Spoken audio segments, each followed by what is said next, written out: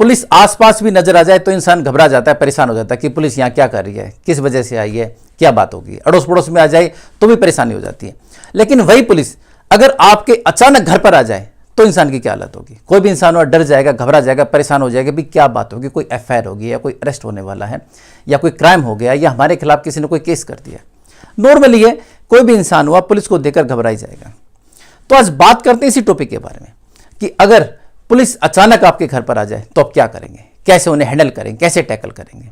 और आपको पता भी होना चाहिए कि पुलिस आपके घर पर किस वजह से आई है और वो वजह पुलिस साफ स्पष्ट सच बता रही है या झूठ बोल रही है। उनका झूठ पकड़ना भी आपको आना चाहिए। तो दोस्तों बात करते हैं आज इसी टॉपिक के बारे में। नमस्कार दोस्तों, मैं हूं एडवोकेट धीरज कुमार, आपका स्वागत करता हूं आज की वीडियो में।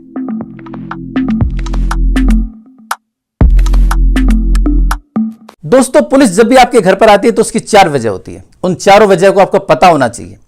सबसे पहली वजह है कोर्ट का समन और नोटिस। पुलिस अगर घर पर आई है, अगर वो किसी कोर्ट का समन या नोटिस लेकर आई है तो उसका मतलब ये नहीं कि आपको अरेस्ट करने के लिए आई है। कोर्ट अगर आपको कोई समन या नोटिस भेजती है तो आपको बुलाने के लिए भेजती है। सपोज कीजिए आप किसी केस में विटनेस हैं, एज ए विटनेस भी आपको समन नोटिस आ सकता है, या आपने किसी केस में कोई गवाही दी है किसी प्रकार से, या फिर कोई आपकी स्टेटमेंट कहीं रिकॉर्ड हुई है तो उसके लिए भी आपको कोर्ट से समन नोटिस आ सकता है। या फिर किसी ने आपके खिलाफ कोई कंप्लेंट केस फाइल किया है और कोर्ट को लगा कि भी आपके खिलाफ ये क्राइम बनता है, ये केस बनता है, तो भी आपको कोर्ट सेक्शन 68 में आपको नोटिस भेज सकती है। तो ये नहीं है कि कोर्ट की तरफ से नोटिस सिर्फ बुलावे के लिए आता, आपके लिए केस है तो भी आ सकता है, लेकिन आपको अरेस्ट के लिए नहीं है, उसमें आप अरेस्ट नहीं होंगे। इस बात को आप अच्छी तरह से जान लीजिए। कोर्ट ने अगर कॉग्निजेंस भी लिया है, सपोज कीजिए आपके खिलाफ कोई क्राइम पाया, जज साहब के सामने कंप्लेंट लगी है सेक्शन 156 सब क्लोज 3 सीआरपीसी में, जज साहब को मिला कि हाँ भी केस बनता है और आपको समन भेज दिया, तो समन भी सिर्फ इसलिए है कि आप कोर्ट के सामने आए, अपनी बात रखें, अपने प्लीडर के थ्रू अपनी बात रखें। समन में लिखा भी होता है, समन अगर कोर्ट का है तो उसमें जज साहब की स्टैंप होती है या फिर प्रिंट होता है, उनका नाम, केस का नाम, केस का जो टाइटल होता है, एफआईआर नंबर या कोई कंप्लेंट केस नंबर, इसके अलावा सेक्शंस और साथ में किस डेट को आपको अपीयर होना है। उसमें अगर पुलिस ऑफिसर जो भी आपके घर पर आया वो आपको अरेस्ट नहीं करेगा, उसकी ड्यूटी है उस समन को आपको देना। कोर्ट का कोई नोटिस है तो वो आपको देना, आपको वो रिसीव करना है। आपके नाम से है तो उसको रिसीव कीजिए, बिल्कुल घबराइए मत, बिल्कुल परेशान मत होइए। अगर आपके किसी फैमिली मेंबर्स के नाम है तो उसको भी आप ले सकते हैं। अगर कोई ऐसा फैमिली मेंबर है जो कि आपके घर पर नहीं रहता या आपने उसको डिसोन किया हुआ है तो आप साफ स्पष्ट मना कर सकते हैं, रिफ्यूज कर सकते हैं कि मैं उसको नहीं लूंगा। अगर वो आपको फोर्स कर सकता है तो ऐसे में फिर आप कह सकते हैं भाई ठीक है, अगर आप मेरे को फोर्स करेंगे तो मैं पुलिस कंप्लेंट करूंगा।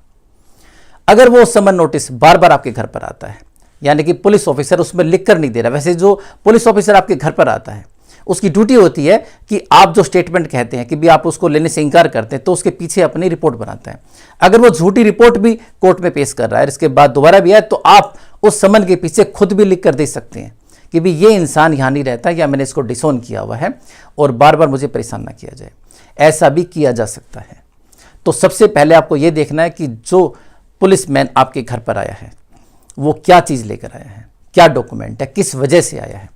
तो उस वजह को आपको देखना। अगर कोर्ट का कोई समन या नोटिस है तो उसको रिसीव कीजिए और उसके अकॉर्डिंग अपने कोर्ट में पेश होइए और अपने काम को करवाइए। सेकंड है पुलिस नोटिस। ऐसा नहीं है कि सिर्फ कोर्ट ही आपको नोटिस इश्यू कर सकती है, नहीं, पुलिस भी आपको नोटिस इश्यू कर सकती है। लेकिन ये नहीं है कि पुलिस आपको अरेस्ट करने के लिए करेगी, पुलिस नॉर्मल वे में भी आपको नोटिस इश्यू कर सकती है। सपोज कीजिए आपके खिलाफ कोई एफआईआर रजिस्टर हुई है तो पुलिस को उसमें आपको नोटिस देना, तो 41A सीआरपीसी आपको नोटिस देगी कि भी आप पुलिस स्टेशन आइए, इन्वेस्टिगेशन ज्वाइन कीजिए। उसमें ये नहीं कि आपको अरेस्ट करने के लिए आई है, नहीं, बिल्कुल भी नहीं है। ये नॉर्मल प्रोसीजर है। अगर 7 साल तक की सजा वाला कोई भी केस है तो उसमें पुलिस की ड्यूटी होती है कि वो आपको सिर्फ नोटिस दे और आप उसमें पेश हो। उसके बाद फिर पुलिस डिसाइड करेगी कि अरेस्ट करना है या नहीं करना है। तो नॉर्मली अगर इसमें नॉर्मली आपके घर पे कोई ऐसा नोटिस आ गया है 41A सीआरपीसी का, तो उसमें डरने घबराने की जरूरत नहीं है। ठीक है, नॉर्मली इसको रिसीव कीजिए और उसमें जाकर इन्वेस्टिगेशन ज्वाइन कीजिए। दूसरा 91 सीआरपीसी का भी हो सकता है नोटिस। सपोज कीजिए कि आप कोई शॉपकीपर है, दुकानदार है और आपने कोई सामान दिया है, वाइफ ने कहा कि मैंने यहाँ से ये ज्वेलरी या ये सामान या मेरा ये दहेज का सामान आया था, उसके लिए भी आपको नोटिस आ सकता है कि भी आप इसके रिगार्डिंग जो बिल है या जो चीज़ें हैं, डॉक्यूमेंट है, वो आप जाकर पेश कीजिए। वो भी हो सकता है। और भी चीज़ों के लिए नोटिस हो सकता है, जैसे कि 161 या 160 की स्टेटमेंट के लिए भी हो सकता है। आप अगर पत्नी के कोई रिश्तेदार है और आप शादी में गए हैं और आपकी स्टेटमेंट होनी है, तो आप उसके रिगार्डिंग भी अपनी स्टेटमेंट पुलिस को दे सकते हैं। तो पुलिस आपको 160 की आपकी स्टेटमेंट रिकॉर्ड करती है, तो उसके लिए भी पुलिस आपके घर पर आ सकती है। तो ये नहीं है कि पुलिस आई है तो सिर्फ अरेस्ट करने के लिए आई है। पुलिस के अपने जो नोटिस या समन होते हैं वे इंक्वायरी के रिगार्डिंग भी हो सकते हैं। आपने पासपोर्ट बनवाया, पासपोर्ट की इंक्वायरी के लिए भी पुलिस आती है कि भी आपके डॉक्यूमेंट्स को वेरीफाई करने के लिए। तो ऐसा बिल्कुल भी नहीं है कि पुलिस घर पर आई है तो सिर्फ अरेस्ट करने के लिए आती है, इन चीज़ों के रिगार्डिंग भी आ सकती है। आपको पुलिस ऑफिसर से साफ स्पष्ट पूछना है कि आप किस बात के लिए, किस चीज़ के रिगार्डिंग यहाँ आएंगे। अगर कोई नोटिस 41A का, जैसे मैंने बताया कि अगर आपका अपना है या आपकी फैमिली मेंबर का है तो रिसीव कीजिए। अगर वो फैमिली मेंबर आपके साथ नहीं रहता या आपने डिसोन किया हो, जैसे नॉर्मली हस्बैंड को डिसोन कर देते हैं, तो आपको रिसीव करने से मना करना है, साफ स्पष्ट। अगर वो फोर्स करता है तो पुलिस कंप्लेंट कीजिए, 112 नंबर पर उसी वक्त कॉल कीजिए। इसके अलावा अगर आपने कोई शॉप खोली हुई है उसके रिगार्डिंग आया है, अगर वो शॉप बंद हो चुकी है तो आप उनको बता सकते हैं, कह सकते हैं, वरना आप उसको रिसीव करके और जो उसके डॉक्यूमेंट है वो आप उनको दे सकते हैं। पुलिस स्टेशन जाकर आपको जो भी चीज़ देनी है उसकी रिसीविंग जरूर लेनी है। इसके अलावा आपकी 160 की जो स्टेटमेंट है वो भी अगर आप देना चाहें तो उनको दे सकते हैं, वरना आप मना कर सकते हैं, मेरे को कोई स्टेटमेंट नहीं देनी, उसमें कोई आपको मजबूर नहीं कर सकता है। इसके अलावा कोई डॉक्यूमेंट की इंक्वायरी के लिए आए हैं, आपने कोई जैसे पासपोर्ट है या चीज़ें आपने कही है, तो उसके लिए तो आपको अपने डॉक्यूमेंट पेश करने ही पड़ेंगे। तो पुलिस आई है तो आपके काम के लिए आई है, तो उनके साथ आपको सहयोग करना चाहिए। तो ये आपकी सेकंड चीज़ हो जाती है। थर्ड चीज़ है वारंट और अरेस्ट, जिससे कि लोग डरते हैं। वारंट और अरेस्ट भी दो टाइप के होते हैं, एक होता है पुलिस का, एक होता है कोर्ट का। दोनों में डिफरेंस होता है। कोर्ट दो तरह से वारंट इशू करता है, एक होता है बेलेबल, दूसरा होता है नॉन बेलेबल। बेलेबल वारंट में अरेस्ट के लिए रिगार्डिंग कोई भी डायरेक्शन नहीं होती है, और नॉन बेलेबल में पुलिस की पावर होती है। देखिए, अगर बेलेबल वारंट है और कोर्ट ने इशू किए हुए हैं, तो ऐसे में पुलिस आपके घर पर आती है, तो पुलिस की ड्यूटी होती है कि आपको सिर्फ उस वारंट को दे, मतलब जो कोर्ट की तरफ से आया हुआ है कि भी आपके खिलाफ बेलेबल वारंट है, और आप कोर्ट में जाकर अपने बेलेबल वारंट कैंसिल करवा लेना। हालांकि जो रूल है वो रूल ये है कि पुलिस की ड्यूटी होती है उस इंसान को पकड़ के कोर्ट के सामने पेश करना। कोर्ट में जब आपका केस चलता है तो उसमें अगर आप अपीयर नहीं होते हैं तो कोर्ट आपके खिलाफ वारंट इशू करती है। ऐसे में होते हैं बेलेबल और नॉन बेलेबल, दो तरह के वारंट। तो इसमें अगर बेलेबल वारंट है तो पुलिस आपको अरेस्ट नहीं करती है, नॉन बेलेबल है तो पुलिस की पावर होती है अरेस्ट करने की। लेकिन ऐसा होता नहीं है कि पुलिस नॉर्मली अरेस्ट करे, क्योंकि बेलेबल वारंट है तो उसमें अगर पुलिस लेकर भी आ गई तो थाने से उन्हें बेल देनी पड़ेगी। तो ऐसे में पुलिस अरेस्ट करती नहीं है। भाई इस इंसान को हमको अरेस्ट करके फ़ायदा क्या, जब ये थाने में लाएंगे, ये नॉर्वे अपनी बेल इसको हमको देनी पड़ेगी, तो उसको ले करके बुला करके अपना क्यों टाइम वेस्ट किया जाए। तो ऐसे में पुलिस सिर्फ उस वारंट को घर पर देकर चली जाती है। ऐसा ही नॉन बेलेबल वारंट में होता है। नॉन बेलेबल वारंट में नॉर्मली पुलिस को पावर होती है कि आपको अरेस्ट करके कोर्ट के सामने पेश करे, लेकिन पुलिस ऐसा तब भी नहीं करती है, क्योंकि पुलिस को पता है कि अगर आपको अरेस्ट किया तो अपने वकील साहब को बुलाएंगे और कोर्ट से उसी वक्त आपकी बेल हो जाएगी। ऐसे प्रोसीजर में हाथ डालना ही क्यों, जिस प्रोसीजर में उनका सिर्फ टाइम वेस्ट होता हो।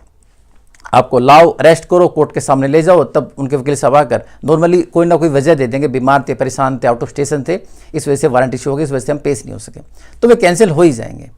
तो ऐसे में पुलिस आपको तब भी अरेस्ट नहीं करेगी, तब भी वे वारंट आपको देकर ही जाएगी कि आप पेश हो जाना।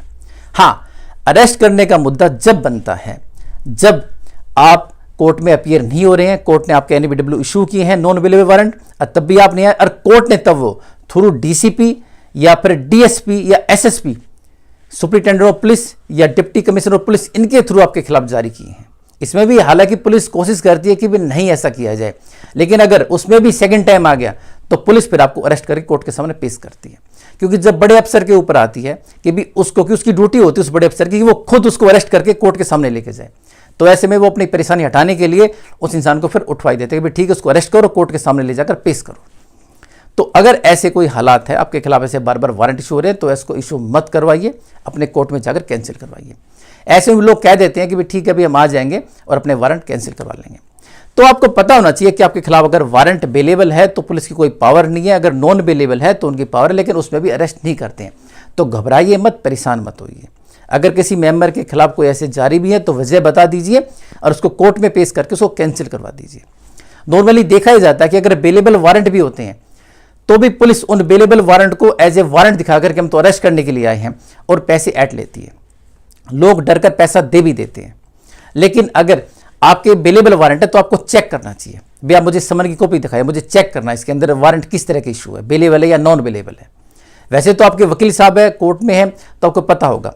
लेकिन अगर कोई नया केस डला है और आप अब तक अपीयर नहीं हुए, आपने कोई वकील साहब अपीयर मतलब उसमें नहीं करवाए, आपको नॉलेज में नहीं है, नया नया केस है और समन पहले आए थे आपको नहीं मिले और अब वारंट इशू हो जाएंगे, तो आपको समन को देखना चाहिए। क्योंकि पहले सबसे पहले कोर्ट सिर्फ बेलेबल वारंट ही इशू करती है, इसके बाद ही नॉन बेलेबल वारंट इशू करती है, और फर्स्ट टाइम में ऐसा कोई आपको अरेस्ट करता भी नहीं है।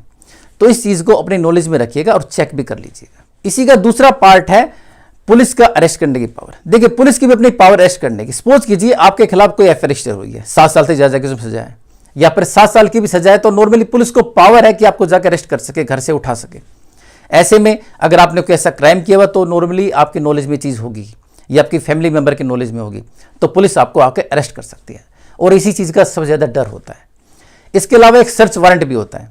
सर्च वारंट में घर के अंदर तलाशी ली जाती है, उसके लिए कोर्ट से परमिशन लेनी पड़ती है, सर्च वारंट तब मिलता है। या टाडा वगैरह केस है तो उसमें जो बड़े ऑफिसर होते हैं, डीसीपी या कमिश्नर, उनके हाथ में पावर होती है कि वे ही सर्च वारंट इशू कर दें। तो ऐसे में आप पहले सबसे पहले पेपर चेक कीजिए भी क्या किस चीज़ डॉक्यूमेंट के रिगार्डिंग आप आए हैं, उसके बाद आप उनको कहिए ठीक है आप प्रोसीड कीजिए। तो ऐसे में पुलिस की भी अपनी पावर होती है, इसी पावर से लोग डरते हैं। लेकिन ऐसा जब भी होता है जब कोई हाई क्राइम या कोई ऐसा एफआईआर बड़ी आपके खिलाफ रजिस्टर हुई है, किसी बड़े सेक्शन में हुई है। इसके अलावा अगर कोई ऐसा काम आपने नहीं किया है, कोई ऐसा वारंट आपके खिलाफ इशू नहीं है, किसी बड़े केस में बड़े सेक्शन में आपका नाम नहीं है, तो आपको डरने की बिल्कुल भी जरूरत नहीं है। इसमें फोर्थ है थ्रेटिंग या फिर बेवजह आपको परेशान करना। सपोज कीजिए आपका किसी के साथ लड़ाई झगड़ा चल रहा है, उसने आपकी पुलिस में कोई कंप्लेंट की है, अब पुलिस ऑफिसर आपके घर आ जाता है आपको परेशान करने के लिए, दुखी करने के लिए, धमकी देने के लिए, कंप्लेंट हम ये करेंगे वो करेंगे। भाई जो करना है कर दो, बताने की क्या जरूरत है मेरे घर पे आकर के। मतलब 4 पुलिस वाले घर पर उठकर आ गए गाड़ी के अंदर, फिर मेरे को परेशान कर रहे हैं, दुखी कर रहे हैं, मुझे थ्रेटिंग दे रहे हैं, धमकी दे रहे हैं, भाई हम ये करेंगे वो करेंगे। बेशक कोई भी इंसान अगर ऐसे आकर आपके सामने ऐसे परेशान करता है, आप उसकी कंप्लेंट कर सकते हैं। 112 नंबर पर उस पुलिस ऑफिसर की भी कंप्लेंट कर सकते हैं। अगर आपको ऐसे पुलिस स्टेशन बुलाया जाता है या परेशान किया जाता है, तो अपने वकील साहब से उसी वक्त कॉन्टैक्ट कीजिए कि भी ऐसे ऐसे मेरे खिलाफ एक कंप्लेंट है या पुलिस आई थी, तो उसमें आपसे पुलिस से स्पेशल डिमांड कीजिए, भाई 41 सीआरपीसी से मुझे नोटिस दे दीजिए अगर मेरे खिलाफ कोई कंप्लेंट है तो। इसमें आप पुलिस ऑफिसर को साफ स्पष्ट पूछ सकते हैं। डरने की बिल्कुल भी जरूरत नहीं है, ना ही बदतमीजी करने की जरूरत है। अकॉर्डिंग टू लॉ बात कीजिए। आप अकॉर्डिंग टू लॉ बात करेंगे तो पुलिस आपसे खुद ही डरेगी कि इसको नॉलेज है। ऐसा होता भी है कि अगर किसी पुलिस में जान पहचान है और कोई उसके साथ कोई केस बना है, तो वो आपको थ्रेटिंग करवाता है। पुलिस को बोल देगा, पुलिस जाएगी, आपको धमकाएगी, पड़ोस में हंगामा करेगी। लेकिन ऐसा जरा सा भी हो, आप उसी वक्त उल्टा उसी की कंप्लेंट करके 112 नंबर पे पुलिस को बुला सकते हैं। अपने वकील साहब से कॉन्टैक्ट कर सकते हैं, अपने वकील साहब से कह सकते हैं भी आप आइए और उनको देखिए। वकील साहब भी उनसे बात करते हैं तो उसमें भी नॉर्मल भी ठंडे हो जाते हैं। तो अगर ऐसी कोई सिचुएशन आपके सामने आती है तो आप साफ स्पष्ट कहिए कि भी मुझे आप नोटिस दीजिए, आप यहाँ आकर ऐसे परेशान मत कीजिए। कोई भी चीज़ आपको कहनी है तो नोटिस दीजिए, मैं आता हूँ पुलिस स्टेशन, आपको यहाँ क्या करना है मेरे घर पर आके। भाई यहाँ खड़े होकर आप जो बोल रहे हैं उसका क्या फ़ायदा, मुझे समझाने की ज़रूरत नहीं है। अकॉर्डिंग टू लॉ चलिए, नोटिस दीजिए, मैं उसको इन्वेस्टिगेशन ज्वाइन करता हूँ। अगर कोई एफआईआर रजिस्टर करे तो मुझे बताइए, बस अपनी बेल करवाता हूँ। तो ऐसे कोई भी किसी प्रकार से पुलिस वाला अगर आकर घर में बेवजह परेशान करे, बेवजह धमकी दे, बेवजह किस प्रकार का ऐसा सीन क्रिएट करे कि समाज में आपकी बदनामी हो, बेइज्जती हो, उसके लिए आप उसकी रिकॉर्डिंग कर सकते हैं। अपना मोबाइल का कैमरा आप ऑन कर सकते हैं, उसमें वो आपको मना नहीं कर सकता कि आप मेरी वीडियो को बना रहे हैं। भाई आप मेरे घर आए, मैं आपके घर नहीं आया हूँ, मुझे पूरा राइट है। और उसके अकॉर्डिंग उसके खिलाफ भी आप कार्रवाई कर सकते हैं। सेक्शन 166 आईपीसी में पुलिस वालों के खिलाफ कार्रवाई हो सकती है। ऐसा नहीं है कि कार्रवाई नहीं होती है। अगर किसी लेडीज से कोई बदतमीजी कर दी है किसी प्रकार से भी, तो सेक्शन 166A आईपीसी में उसके खिलाफ कार्रवाई हो सकती है, उसमें 2 साल तक की सजा भी हो सकती है। तो ऐसा नहीं है कि पुलिस को अपना डर नहीं होता, पुलिस की नौकरी का भी डर होता है। हर सरकारी आदमी अपनी नौकरी से डरता है कि नौकरी ना चली जाए। अगर नौकरी पर ही बात आ गई तो अपने आप ही पीछे हट जाएगा। अगर बेवजह कोई ऐसी थ्रेटिंग करे, परेशान करे, दुखी करे या सीन क्रिएट करे, समाज में आपको परेशान करे, बदनामी करे आपके पड़ोसियों के सामने, तो ऐसे में आप उसके खिलाफ कार्रवाई कर सकते हैं। पुलिस के खिलाफ भी पुलिस को बुला सकते हैं, पुलिस के खिलाफ भी पुलिस की कंप्लेंट हो सकती है और उससे डिमांड कर सकते हैं और उसकी वीडियो बना सकते हैं। तो दोस्तों ये आपके राइट्स हैं। ये 4 चीज़ें मैंने आपको बताई हैं और उनको डिफाइन किया है कि जब भी पुलिस आपके घर पर आए, चेक कीजिए, पता कीजिए क्यों आए हैं, किस वजह से आए हैं, वो इंसान घर पे रहता है या नहीं रहता है, या उनसे हमारा नाता है या नहीं है, ये हमारे रिगार्डिंग कोई चीज़ है, तो आप लीगली वे में जो डॉक्यूमेंट्स है उसकी इंक्वायरी कंप्लीट कीजिए। डॉक्यूमेंट को देखने का राइट है। भाई आपके लिए समन आए तो पहले आप ही देखेंगे ना कि बिलेबल है, नॉन बिलेबल है, या कोर्ट का है या पुलिस का है। जोड़े आप मुझे समन नहीं दिखा रहे हैं, मुझसे कह रहे हैं हम अरेस्ट कर लेंगे, ये कर देंगे, वो कर देंगे। भाई पहले डॉक्यूमेंट दिखाइए मुझे। जिस डॉक्यूमेंट को लेकर आप मुझे मेरे पास आए हैं, जिसके रिगार्डिंग आप आए हैं, वो आपको मुझे देना, तो पहले मुझे दिखाइए तो सही। नहीं दिखाएंगे नहीं, उसमें आप डिमांड कर सकते हैं कि वो डॉक्यूमेंट मुझे दिखाइए, मुझे देखना है। आप बिना दिखाए मुझे ऐसे परेशान नहीं कर सकते। उसको देखकर, उसको पढ़ करके आपको डिसाइड करना कि क्या है क्या नहीं है।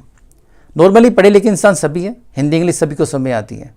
इसके अलावा अगर कोई आपका अलग स्टेट है तो कोई भी समन हो या तो इंग्लिश में होगा या आपकी जो नॉर्मल रीजनल जो लैंग्वेज है उसके अंदर होगा, तो आप उसको पढ़कर समझ सकते हैं। नहीं समझ में आता है, अपने वकील साहब से कॉन्टैक्ट कीजिए। एडवोकेट किसी ना किसी कॉन्टैक्ट में होते ही हैं। उसकी फ़ोटो कीजिए, भेजिए, पता कीजिए और उसको जानिए कि वो है क्या। अगर आपको नॉलेज नहीं है तो अपने वकील साहब से नॉलेज लेकर काम कीजिए। तो अब अगर पुलिस आपके घर पर आती है तो बिल्कुल भी पैनिक ना हो, बिल्कुल भी परेशान ना हो, उसको नॉर्मली टैकल कीजिए, हैंडल कीजिए, नॉर्मली उनसे बात कीजिए, घबराहट बिल्कुल ना दिखाएं, अकॉर्डिंग टू लॉ बात करें। तो दोस्तों आशा करता हूँ आज की वीडियो आपको पसंद आई होगी। अगर आप मुझसे कॉन्टैक्ट करना चाहते हैं तो नीचे दिए मेरे नंबर 9278134222 पर कॉन्टैक्ट कर सकते हैं। मेरी टीम आपको हेल्प करेगी। इसके अलावा अगर मुझसे मीटिंग करना चाहते हैं तो सुप्रीम कोर्ट या द्वार कोर्ट में मुझसे आकर मीटिंग भी कर सकते हैं। तो मिलते हैं एक नई वीडियो में नई जानकारी के साथ, तब तक के लिए नमस्कार।